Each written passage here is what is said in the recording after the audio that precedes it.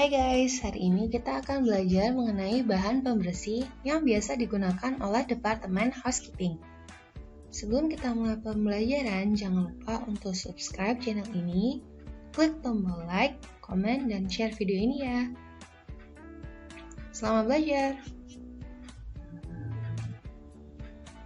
Bahan pembersih yang biasa digunakan oleh housekeeping disebut dengan cleaning agents.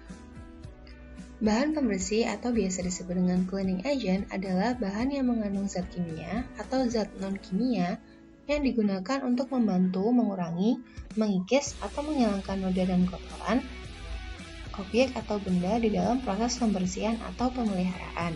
Ada banyak sekali jenis dan macam dari cleaning agents. Berdasarkan bentuk atau wujudnya, cleaning agent atau bahan pembersih dibagi menjadi 6. Yang pertama yaitu berupa cairan atau liquid, kedua krim atau pasta, yang ketiga berbentuk serbuk atau powder, keempat berupa kristal, kelima berbentuk padat, dan keenam berbentuk busa atau foam. Sedangkan berdasarkan fungsi kegunaannya, cleaning agent dibagi menjadi 4. Yang pertama yaitu pembersih atau cleaner. Yang kedua yaitu pembersih kuman atau biasa disebut dengan disinfektan. Bahan pembersih ini berfungsi sebagai pembunuh kuman dan bakteri. Yang ketiga yaitu sealer atau preventif. Bahan pembersih ini berfungsi sebagai pelindung, seperti contohnya antiseptik yang bertugas untuk mencegah tumbuhnya bakteri atau kuman. Yang kedua, finisher, yaitu melindungi dan mengkilapkan objek. Ada juga penghilang bau atau deodorizer yang berfungsi untuk menyegarkan ruangan yang dirancang untuk mengurangi bau yang tidak sedap. Yang keempat yaitu pembersih serbaguna atau multipurpose cleaner, merupakan bahan pembersih yang serbaguna atau berfungsi ganda. Lalu apa saja kategori bahan pembersih? Bahan pembersih atau cleaning agent adalah bahan pembersih yang dipergunakan untuk penanganan proses pembersihan. Bahan pembersih yang digunakan biasanya aman bagi lingkungan selama digunakan sesuai dengan prosedur.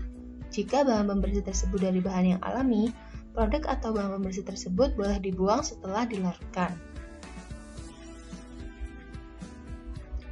Namun apabila bahan pembersih tersebut merupakan bahan pembersih yang bersifat keras atau kimiawi, biasanya harus dilakukan pengolahan terlebih dahulu sebelum dibuang. Bahan pembersih atau cleaning agent yang baik pada umumnya harus memenuhi beberapa persyaratan. Yang pertama yaitu biodegradable. Artinya dapat diuraikan oleh mikroorganisme sehingga tidak membahayakan lingkungan atau tidak dapat mencemari lingkungan. Yang kedua, solubility, yaitu dapat larut dalam air dan mudah dihilangkan dari permukaan benda yang dibersihkan. Yang ketiga yaitu wetting, yaitu sifat pembasahan yang kuat. Untuk mendapatkan sifat ini diperlukan adanya zat aktif permukaan atau surfaktan untuk menurunkan tegangan permukaan air sehingga pembasahan pada permukaan benda yang dibersihkan dapat berlangsung dengan cepat. Yang keempat yaitu emulsification, yaitu sifat cleaner yang bekerja memecah kotoran menjadi partikel-partikel kecil. Yang kelima, rinsability, yaitu sisa-sisa zat pembersih dan kotoran harus mudah dihilangkan dari permukaan benda yang sudah dibersihkan. Dan yang keenam, desinfektan, yaitu kemampuan yang dapat membunuh bakteri pembawa penyakit. Kategori yang pertama adalah solvent atau pelarut. Bahan pembersih ini menghilangkan kotoran dengan melarutkan kotoran tersebut ke dalam dirinya. Sehingga solvent atau pelarut itu otomatis akan menjadi kotor.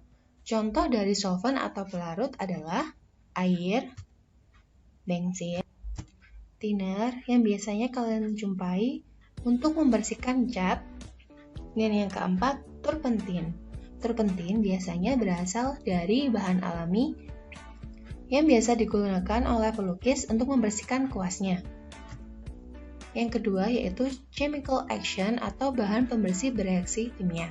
Bahan pembersih ini dapat mengubah kotoran sehingga dapat dibersihkan dengan bahan pembersih lainnya. Yang pertama yaitu asam kuarida atau HCl. Bisa digunakan untuk melarutkan kapur semen yang sudah mengering. Yang kedua ada caustic soda atau soda api yang bisa digunakan untuk menghancurkan kotoran yang menyumbat pada saluran pembuangan. Yang ketiga ada carburet atau bleach yang biasa digunakan untuk membantu membersihkan kolam renang. Yang ketiga yaitu deterjen. Deterjen adalah sebuah atau gabungan beberapa senyawa yang memudahkan proses pembersihan. Komponen penting dalam deterjen adalah surfaktan. Fungsi surfaktan adalah untuk meningkatkan daya pembasahan air sehingga kotoran yang berlemak dapat dibasahi, mengendorkan dan mengangkat kotoran dari kain, dan mensuspensikan kotoran yang telah terlepas. Contoh dari deterjen adalah abrasive powder atau bubuk pembersih. Bubuk ini akan bereaksi dalam kegiatan pembersihan jika digosokkan pada permukaan barang yang dibersihkan. Abrasive powder merupakan zat kimia yang biasanya berbentuk seperti pasir, yang digunakan untuk menghilangkan kotoran yang berat dan untuk memoles. Abrasive powder biasanya digunakan untuk stainless steel, keramik, atau peralatan makan.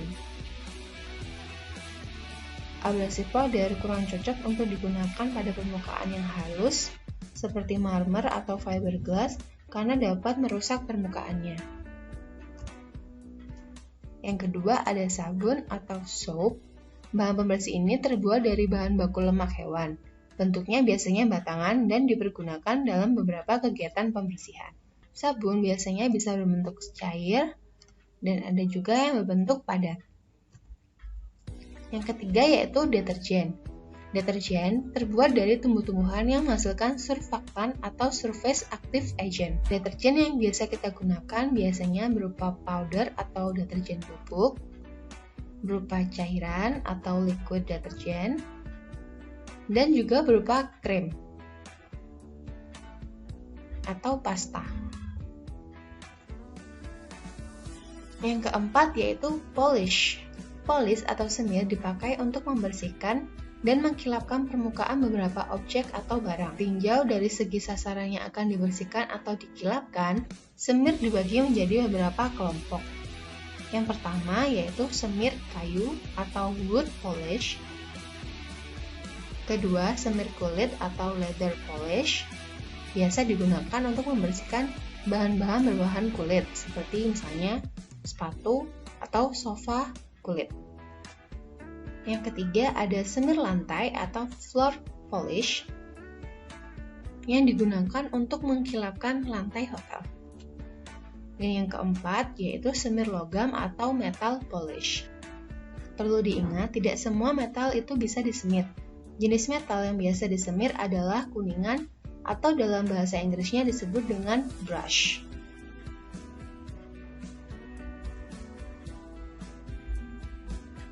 Yang kelima yaitu desinfektan, merupakan bahan kimia yang digunakan untuk membunuh bakteri.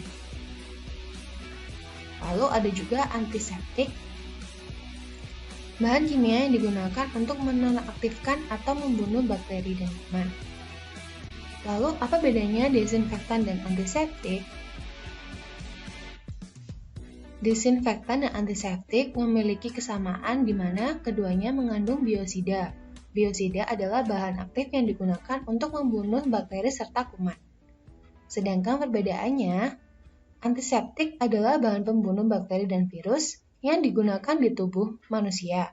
Sementara itu, desinfektan digunakan di permukaan benda. Untuk itu, desinfektan tidak boleh disiramkan secara langsung kepada tubuh manusia atau tidak boleh mengenai kulit kita apabila kita sedang membersihkan sebuah ruangan menggunakan desinfektan. Untuk menggunakan desinfektan yang aman dan efektif, ada beberapa langkah yang harus kalian ketahui. Yang pertama, memakai sarung tangan sekali pakai sebelum membersihkan dan menggunakan cairan desinfektan. Kedua, membersihkan permukaan menggunakan sabun dan air terlebih dahulu, lalu baru menggunakan desinfektan. Hal ini akan membuat tempat atau permukaan benda yang kita bersihkan lebih bersih dan juga pembersihan lebih efektif. Kedua, Lakukan pembersihan rutin terhadap permukaan atau objek yang sering disentuh. Contohnya meja, gagang pintu, remote TV, saklar lampu, meja dapur, telepon, keyboard, toilet, keran, wastafel, dan lainnya. Yang keempat, ikuti instruksi pada label disinfektan untuk memastikan penggunaan produk yang aman dan efektif. Yang kelima, setelah selesai melakukan proses disinfeksi, lepas sarung tangan dan cuci tangan kalian. Yang keenam, dari kelompok deterjen adalah deodoran. Deodoran adalah bahan yang digunakan untuk menetralisir bau busuk atau bau tidak sedap dalam suatu ruangan. Bisa berupa kamper atau berbentuk padat yang kita biarkan menguap. Ada juga yang berupa air freshener. Nah, itu tadi adalah jenis-jenis cleaning agent atau bahan pembersih yang biasa digunakan dalam departemen housekeeping. Bagaimana? Mudah kan untuk mengingat dan mempelajari bahan-bahan tersebut? Semoga video ini bermanfaat dan membuat kalian semakin semangat belajar ya. Terima kasih.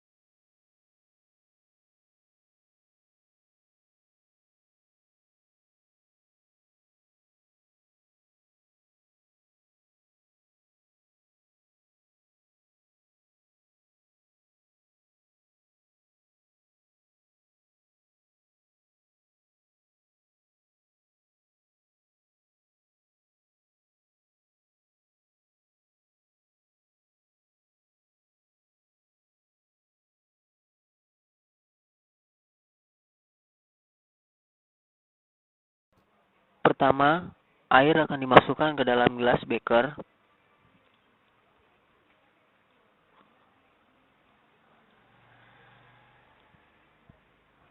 Lalu minyak goreng akan ditambahkan ke dalam gelas beker yang berisi air.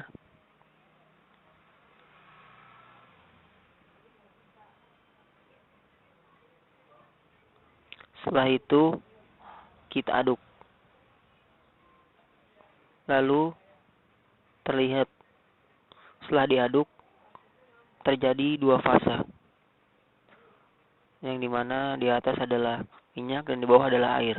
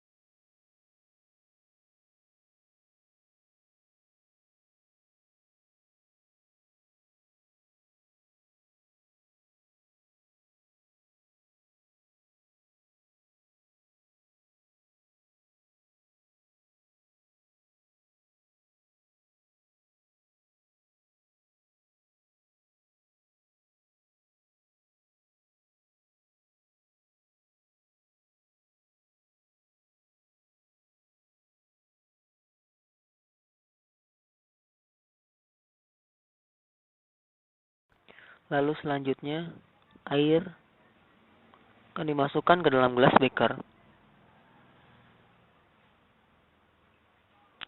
Lalu minyak goreng akan ditambahkan ke dalamnya.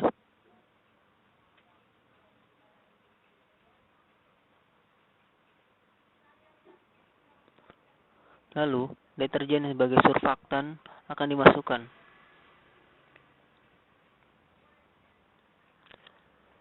Setelah itu kita aduk.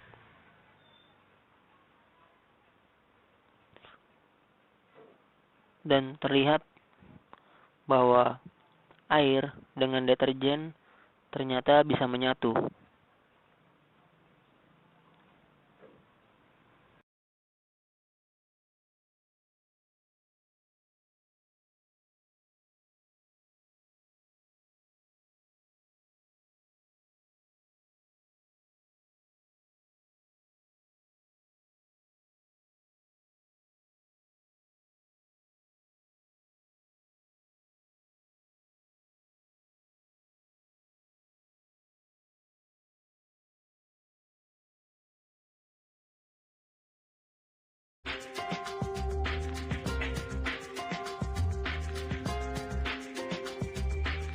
Anda pengguna sabun cuci piring? Apakah Anda yakin sudah benar-benar membilas sabun dengan benar? Pernahkah Anda mendengar sabun cuci piring yang tidak dibilas dengan baik bisa memicu kanker dalam tubuh? Lalu bagaimana dengan sabun colek? Apakah lebih aman dari sabun cuci cair biasa? Siapa bilang?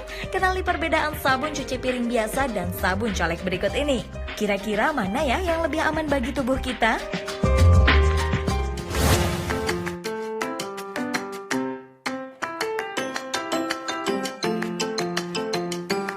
Assalamualaikum Bu. Waduh, rajin betul nih lagi nyuci piring ini banyak sekali Dok. cuciannya Bu. Iya, ini Dok.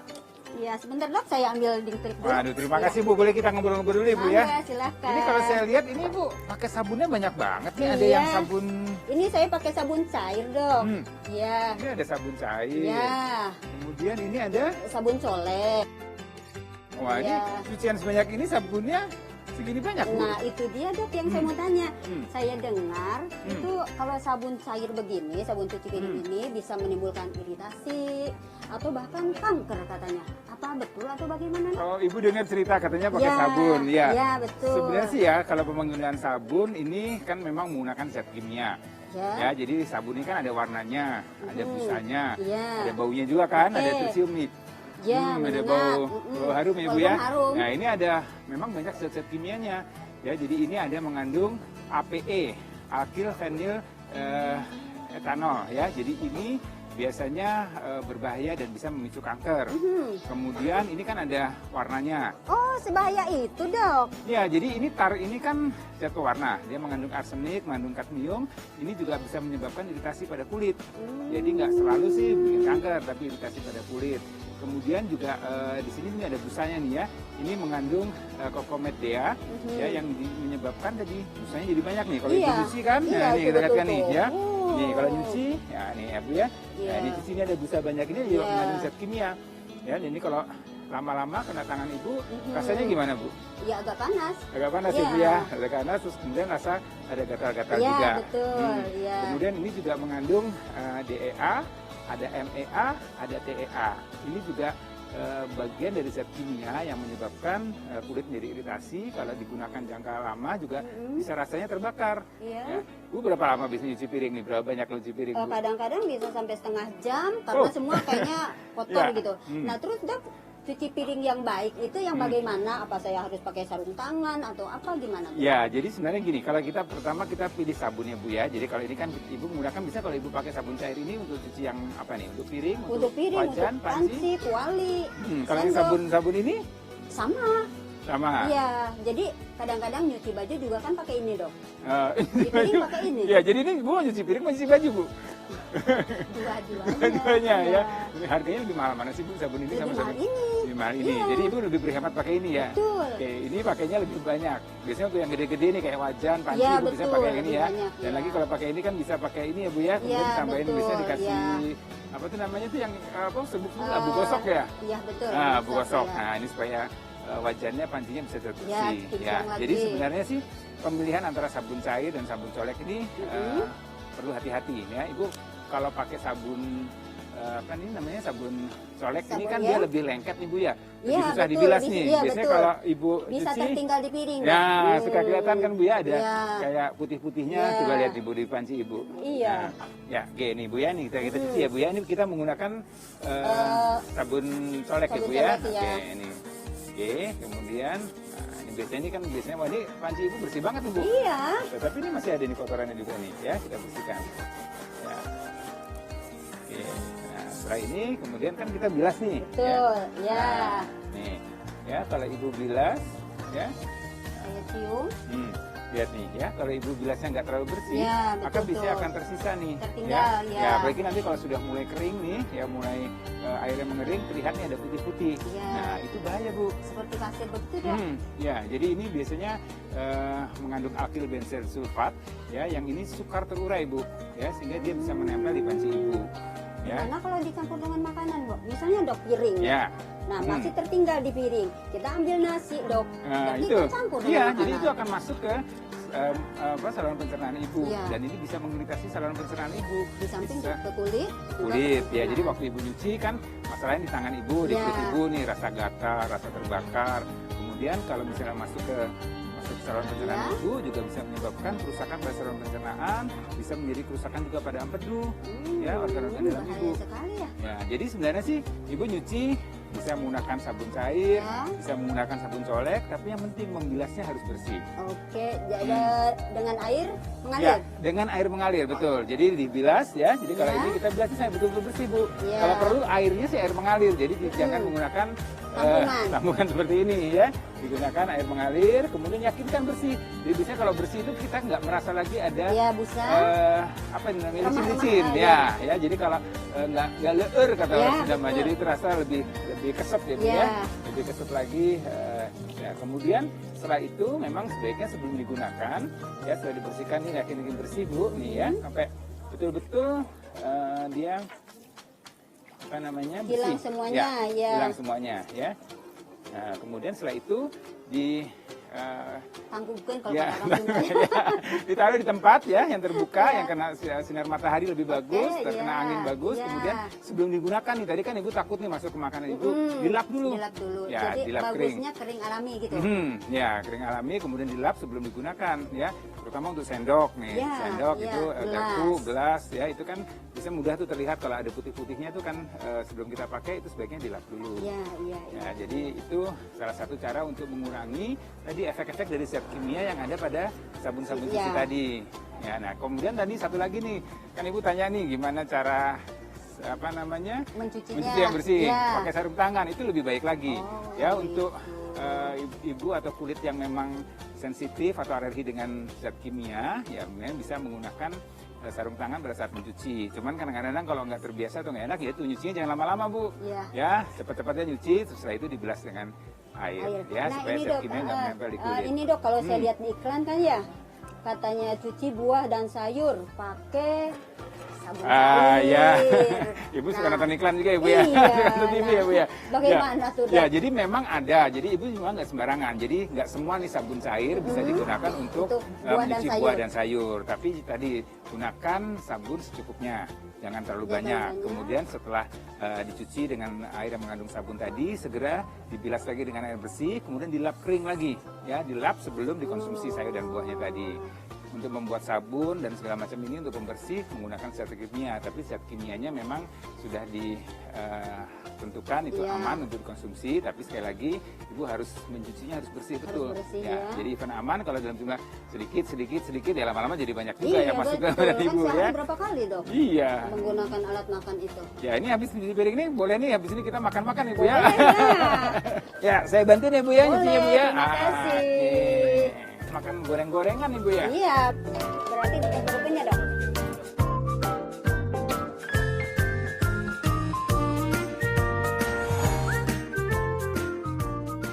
Cara mudah mendeteksi boraks dan formalin pada makanan dengan tips berikut.